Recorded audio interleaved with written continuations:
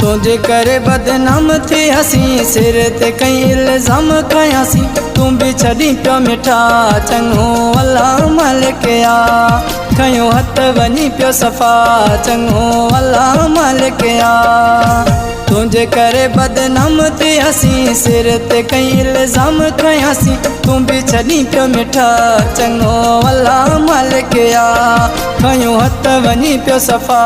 चंगो अल्लाह मालिक या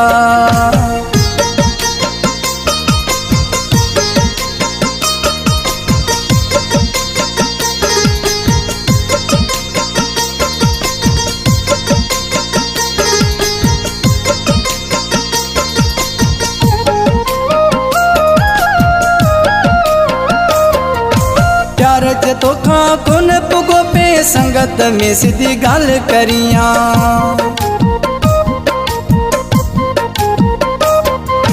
प्यार जे तोखा कोन पुगो पे संगत में सीधी गाल करिया वड्यूं वड्यूं तू गालियूं करे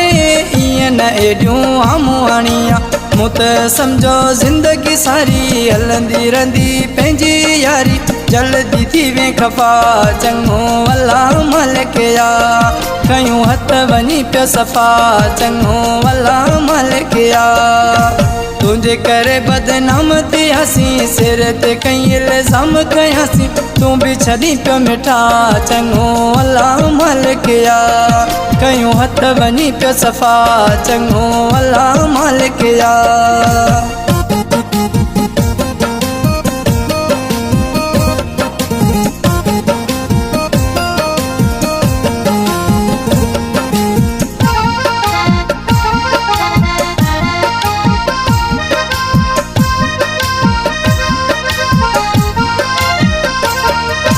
माल मडियूं सब मुंहिंजो खाई ॾेई वञी पियो हाणे दोखो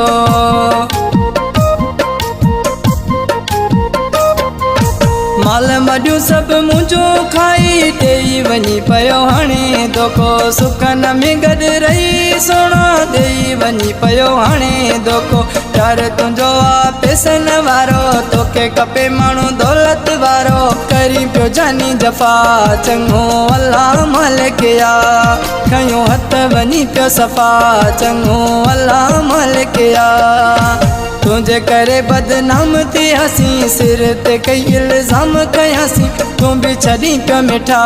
चंगो अल्लाह मालिक या खयूं हथ वनी पियो सफ़ा चंगो अल्लाह मालिक या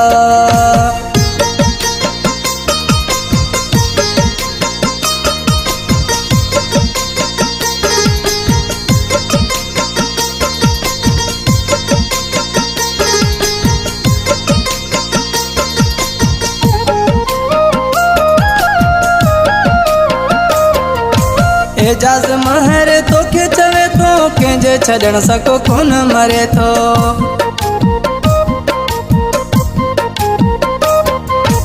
एजाज़ महर तोखे चवे थो कंहिंजे छॾण सां को कोन मरे थो मुल्क मौला जो भरियो पियो आहे तोखां वधीक मिली ॿियो वेंदो वञ वञी पंहिंजी ज़िंदगी ठाहे मूं बि छॾियो तो मां आसिरो लाहे मिली न तो मां वफ़ा चंगो अल्लाह मालिक या खयूं हथ वनी पियो सफ़ा चंगो अल्लाह मालिक या तुझे करे बदनाम थी हसी सिर ते कई इल्ज़ाम खयासी तू भी छड़ी पियो मिठा चंगो अल्लाह मालिक या खयूं हथ वनी पियो सफ़ा चंगो अल्लाह मालिक या।